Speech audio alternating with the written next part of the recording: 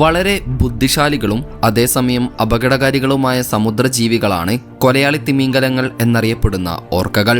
പേരിൽ കൊലയാളി എന്നൊക്കെയുണ്ടെങ്കിലും ഇവ മനുഷ്യരെ സാധാരണയായി ആക്രമിക്കാറില്ല. പക്ഷേ ഇവ ഏതെങ്കിലും തരത്തിൽ മനുഷ്യരെ ആക്രമിക്കാനോ കൊല്ലാനോ ലക്ഷ്യമിട്ട് കഴിഞ്ഞാൽ പിന്നെ ഇവയിൽ നിന്നും രക്ഷപ്പെടൽ അത്ര എളുപ്പമുള്ള കാര്യമല്ല എന്നതാണ് വാസ്തവം. അത്തരത്തിൽ ഓർക്കകൾ മനുഷ്യരെ വളരെ മൃഗീയമായി ആക്രമിച്ച് കൊലപ്പെടുത്തിയ ചില സംഭവങ്ങളിലേക്കാണ് ഇന്നത്തെ നമ്മുടെ യാത്ര. ഓർക്കകൾ മനുഷ്യരെ ആക്രമിച്ച സംഭവങ്ങളിലേക്ക് കടക്കുന്നതിന് മുൻപ് എന്താണ് ഓർക്കകളെന്നും ഇവയുടെ ജീവിത രീതി എങ്ങനെയാണെന്നും വളരെ പെട്ടെന്ന് നമുക്കൊന്ന് മനസ്സിലാക്കാം.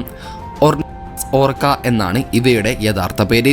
റോമൻ മിത്തോളജിയിലുള്ള മരണത്തിന്റെ ദേവന്റെ പേരാണ് ഓർക്കസ്. ഈ ഓർക്കസിന്റെ മൃഗം എന്ന രീതിയിലാണ് ഇവയ്ക്ക് ഈ പേര് ലഭിച്ചത്. പേരിൽ തിമിംഗലം ഉണ്ടെങ്കിലും ഇവ യഥാർത്ഥത്തിൽ ഡോൾഫിൻ കുടുംബത്തിൽപ്പെട്ട ജീവികളാണ്. എല്ലാ സമുദ്രങ്ങളിലും ഇവയെ കണ്ടുവരുന്നുമുണ്ട്. മാംസഭോജികളായ ഇവ മീൻ, സീലയൻസ്, ആമകൾ, പക്ഷികൾ എന്തിന് തിമിംഗലങ്ങളെ വരെ ഭക്ഷണമാക്കാറുണ്ട്. പണ്ട് കടൽ യാത്ര ചെയ്തിരുന്നവർ ഈ ഓർക്കകൾ തിമിംഗലങ്ങളെ വേട്ടയാടുന്നത് കണ്ടിരുന്നു അത്രേ.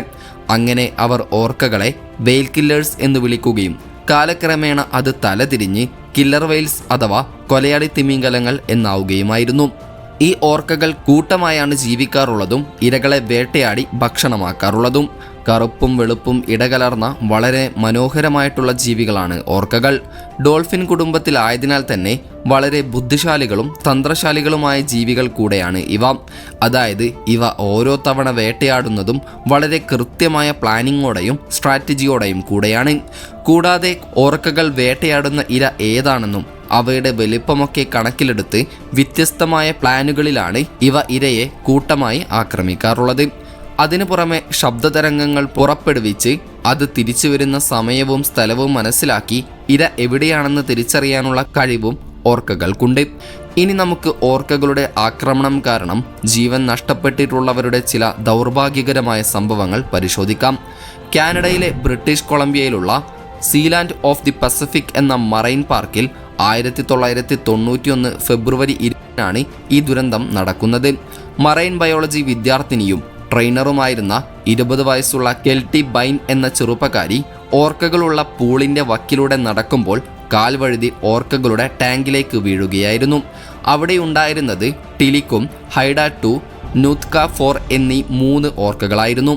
ഉടൻ തന്നെ ടിലിക്കും എന്ന ഓർക്ക അവളുടെ ബൂട്ടിലും കാലിലും കടിച്ചു പിടിച്ച് വെള്ളത്തിനടിയിലേക്ക് വലിച്ചു കൊണ്ടുപോവുകയായിരുന്നു. ആ മറ്റ് 2 ഓർക്കകളും ഇതിൽ പങ്കുചേരുകയും ചെയ്തു. ഓർക്കകൾ മാറി മാറി അവളെ വെള്ളത്തിനടിയിൽ പിടിച്ചു നിർത്തുകയും ശ്വാസമെടുക്കാൻ അനുവദിക്കാതിരിക്കുകയും ചെയ്തു. സഹപ്രവർത്തകർ വലകളും ലൈഫ് ട്യൂബുകളും ഉപയോഗിച്ച് രക്ഷപ്പെടുത്താൻ ശ്രമിച്ചെങ്കിലും ഓർക്കകൾ കെൽറ്റിയെ വിട്ടുകൊടുക്കാൻ കൂട്ടാക്കിയില്ല. അങ്ങനെ ഒടുവിൽ കെൽറ്റി ഓർക്കകളുടെ ആക്രമണത്തിൽ മുങ്ങി മരിക്കുകയായിരുന്നു. ഇതുകൂടാതെ 1999 ജൂലൈ 6 സീവേൾഡ് ഒർലാൻഡോയിൽ വെച്ച് നടന്ന മറ്റൊരു സംഭവമാണിത്. ഡാനിയൽ ഡ്യൂക്സ് എന്ന 27 വയസ്സുള്ള വ്യക്തി പാർക്ക് അടച്ച ശേഷവും പാർക്കിൽ ഒളിച്ചിരുന്ന് രാത്രിയിൽ മുൻപേ സൂചിപ്പിച്ച കെൽറ്റി ബൈൻ എന്ന പെൺകുട്ടിയുടെ മരണത്തിന് കാരണമായ ടെലിക്കും എന്ന ഓർക്കയുടെ ടാങ്കിൽ പ്രവേശിക്കുകയായിരുന്നു. എന്നാൽ പിറ്റേന്ന് രാവിലെ ഡ്യൂക്സിന്റെ മൃതദേഹം ടിലിക്കുമിന്റെ പുറത്ത് കിടക്കുന്ന രീതിയിൽ കണ്ടെത്തുകയാണ് ചെയ്തത്. മരണകാരണം മുങ്ങിമരണമാണെങ്കിലും ഓർക്കയുടെ ആക്രമണത്തിന് സാധ്യതയുണ്ടെന്ന് സൂചിപ്പിക്കുന്ന ചില പാടുകളും മറ്റും മൃതദേഹ പരിശോധനയിൽ കണ്ടെത്തുകയായിരുന്നു. അതുപോലെ സ്പെയിനിലെ ടെനറിഫിലുള്ള ലോറോ പാർക്കിൽ 2009 ഡിസംബർ 24 ഒരപകടം സംഭവിച്ചിരുന്നു. ഈ അപകടത്തിൽ ട്രെയിനറായ അലക്സിസ് മാർട്ടിനസ് എന്ന 29 വയസ്സുകാരനാണ് കൊല്ലപ്പെട്ടത്. കെറ്റോ എന്ന ഓർക്കയുമായി പരിശീലനം നടക്കുന്നതിനിടെയാണ് ആക്രമണം ഉണ്ടായത്. കെറ്റോ മാർട്ടിനസിനെ ശക്തമായി ഇടിക്കുകയും വെള്ളത്തിനടിയിലേക്ക് വലിച്ചിടുകയും ചെയ്യുകയായിരുന്നു. ആക്രമണത്തിൽ അദ്ദേഹത്തിന്റെ നെഞ്ചിൽ ഗുരുതരമായി ക്ഷതം സംഭവിക്കുകയും ആന്തരികമായി രക്തസ്രാവം ഉണ്ടാവുകയും ചെയ്തു. ഈ പരിക്കുകൾ മരണത്തിന് കാരണമാവുകയായിരുന്നു. കഴിഞ്ഞില്ല. സീവേൾഡ് ഒർലാൻഡോയിലെ ഏറ്റവും പരിചയസമ്പന്നമായ സീനിയർ ട്രെയിനർമാരിൽ ഒരാളായിരുന്നു 40 വയസ്സുള്ള ഡോൺ ബ്രാഞ്ചോ എന്ന സ്ത്രീ. 2010 ഫെബ്രുവരി 24 ഡൈൻ വിത്ത് ഷാമു എന്ന ഷോ കഴിഞ്ഞതിന് ശേഷം മുൻപേ സൂചിപ്പിച്ച 2 മരണങ്ങൾക്ക് കാരണമായ ടിലിക്കും എന്ന ഓർക്കയുമായി സൈഡ് പൂളിൽ വെച്ച് റുട്ടീൻ ഫ്രിക്ഷൻ റബ് പരിശീലനം നടത്തുന്നതിനിടെയാണ് ആക്രമണം ഉണ്ടായത്. ടിലിക്കും ഡോണിന്റെ പോണി ടെയിലിൽ കടിക്കുകയും പെട്ടെന്ന് വെള്ളത്തിനടിയിലേക്ക് വലിച്ചിടുകയും ചെയ്യുകയായിരുന്നു. തുടർന്ന് ഓർക്ക അവളെ വെള്ളത്തിനടിയിൽ പിടിച്ചു നിർത്തുകയും പൂളിന് ചുറ്റും കറക്കുകയും ചെയ്തു. പോസ്റ്റ്മോർട്ടം റിപ്പോർട്ട് പ്രകാരം മുങ്ങിമരണമാണ് പ്രധാന കാരണം. കൂടാതെ ടിലിക്കും അവളെ ആക്രമിച്ചതിന്റെ ഫലമായി അതിഭയങ്കരമായ ക്ഷതങ്ങളും മുറിവുകളും സംഭവിച്ചിരുന്നു. ഇത്തരത്തിൽ 2024 ഓഗസ്റ്റിൽ കാലിഫോർണിയയിൽ വെച്ച് ജെസിക്ക റാഡ്ക്ലിഫ് എന്ന ട്രെയിനറെ ഓർക്ക ആക്രമിച്ച് കൊലപ്പെടുത്തിയെന്ന രീതിയിൽ യൂട്യൂബിലും മറ്റുമായി ഒരുപാട് വീഡിയോകൾ നമുക്ക് കാണാൻ സാധിക്കും. എന്നാൽ ഈ സംഭവം തികച്ചും ഫേക്ക് ന്യൂസും ഫാബ്രിക്കേറ്റഡ് സ്റ്റോറിയുമാണ് എന്നതാണ് സത്യം. എങ്കിലും ഈ സംഭവങ്ങൾക്കെല്ലാം വിപരീതമായി സമുദ്രത്തിൽ വെച്ച് ഓർക്കകൾ മനുഷ്യരെ ആക്രമിച്ച ഒരൊറ്റ സംഭവം പോലും ഇന്നേ വരെ റിപ്പോർട്ട് ചെയ്യപ്പെട്ടിട്ടില്ല എന്നതാണ് മറ്റൊരു കാര്യം. പക്ഷേ ഈ ഓർക്കകൾ തിമിംഗലങ്ങളെ വേട്ടയാടുന്നത് മനുഷ്യരെ വെള്ളത്തിൽ മുക്കി ശ്വാസം മുട്ടിച്ച് കൊലപ്പെടുത്തുന്നത് പോലെയാണ്. അതായത് അധികം വലിപ്പമില്ലാത്ത യങ്ങായിട്ടുള്ള തിമിംഗലങ്ങൾ, പെൺതിമിംഗലങ്ങൾ, രോഗം ബാധിച്ച തിമിംഗലങ്ങൾ, ഒറ്റയ്ക്ക് സഞ്ചരിക്കുന്ന തിമിംഗലങ്ങൾ തുടങ്ങിയവയൊക്കെയാണ് ഓർക്കകൾ കൂട്ടമായി ആക്രമിക്കാറുള്ളത്. കൂടാതെ ഈ കൂട്ടത്തിലെ ഓരോ ഓർക്കകൾക്കും പ്രത്യേക ജോലിയും ഉണ്ടാകും.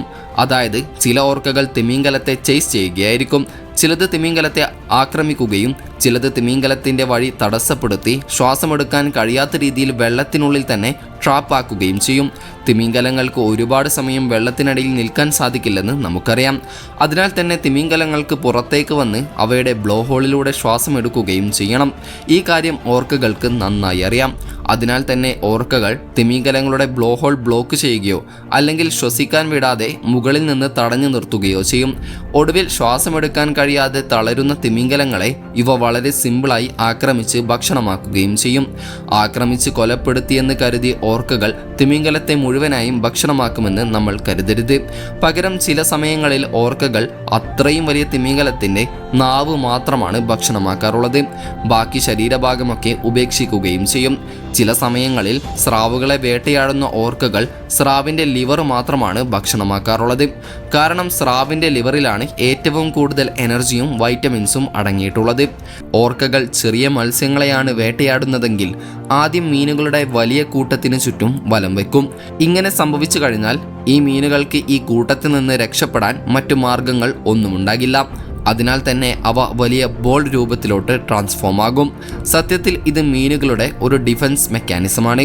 ഇങ്ങനെ സംഭവിച്ചു കഴിഞ്ഞാൽ ഈ മീനുകൾക്ക് കൂടുതൽ ആഴത്തിലോട്ട് പോകാനും സാധിക്കില്ല. ഈ സമയത്ത് ഓർക്കകൾ ഈ മീനുകളുടെ കൂട്ടത്തിന് നേരെ കുമിളകൾ വിടുകയോ അല്ലെങ്കിൽ തങ്ങളുടെ വാലുകൾ കൊണ്ട് ശക്തമായി അടിക്കുകയോ ചെയ്യും. ആ സമയത്ത് കൂട്ടത്തിൽ നിന്നും ചിതറിപ്പോകുന്ന മീനുകളെ ഓർക്കകൾ വളരെ പെട്ടെന്ന് അകത്താക്കുകയും ചെയ്യും. കൊറോസൽ ഫിഷിംഗ് എന്നാണ് ഈ മെത്തേഡ് അറിയപ്പെടുന്നത്. എന്നാൽ ചില മീനുകൾ വളരെ വേഗതയിൽ നീന്തുന്നവയായിരിക്കും. ആ മീനുകൾ തളരുന്നതുവരെ അവയുടെ പിറകെ വിടാതെ പിന്തുടരുകയും ഇര തളർന്നു എന്ന് കണ്ടാൽ വളരെ സിമ്പിളായി അകത്താക്കുകയും ചെയ്യും. കാരണം വേഗത്തിൽ പോകുന്ന ജീവികൾക്ക് ഒരുപാട് ദൂരം സഞ്ചരിച്ചു കഴിഞ്ഞാൽ പെട്ടെന്ന് അവ തളരും എന്ന കാര്യം ഓർക്കകൾക്ക് നല്ലതുപോലെ അറിയാം. ചില സമയങ്ങളിൽ ഓർക്കകളിൽ നിന്നും രക്ഷപ്പെടാനായി മഞ്ഞുകട്ടകളിലും മറ്റും കയറിയിരിക്കുന്ന പെൻഗ്വിനുകൾ, സീ ലയൺസ്, ആമകൾ തുടങ്ങിയ ജീവികളെ ബുദ്ധിപൂർവം ഓർക്കകൾ വെള്ളത്തിനടിയിലേക്ക് തള്ളിയിട്ട് കൊന്ന് ഭക്ഷിക്കാറുണ്ട്. അതിനായി ഓർക്കകൾ ഇരകൾ ഇരിക്കുന്ന മഞ്ഞുകട്ടയുടെ നേരെ നീന്തുകയും മഞ്ഞുകട്ടയുടെ അടുത്ത് എത്താനാകുമ്പോൾ ഇവ കൂട്ടമായി വാലിട്ടടിച്ച് ഒരു തിര സൃഷ്ടിച്ച് ഇരയെ വെള്ളത്തിലേക്ക് തെന്നി വീഴ്ത്തി ഭക്ഷണമാക്കുകയുമാണ് ചെയ്യാറുള്ളത്. ഇതൊക്കെ കേട്ട് കഴിയുമ്പോൾ ഓർക്കകൾ എത്ര ബുദ്ധിശാലികളും അപകടകാരികളുമാണെന്ന് നിങ്ങൾക്ക് മനസ്സിലായിട്ടുണ്ടാകും. ഏതായാലും ഏതെങ്കിലും തരത്തിൽ ഓർക്കകളുടെ ട്രെയിനറാകാനോ മറ്റോ നിങ്ങൾക്കൊരവസരം ലഭിച്ചാൽ നിങ്ങൾ ആ ടാസ്ക് ഏറ്റെടുക്കുമോ എന്ന് കമൻറ്റ് ചെയ്യാൻ മറക്കരുത്. അപ്പോൾ മറ്റൊരു ഇൻഫോർമേറ്റീവായ വീഡിയോയുമായി വരുന്നതുവരെ ഗുഡ് ബൈ.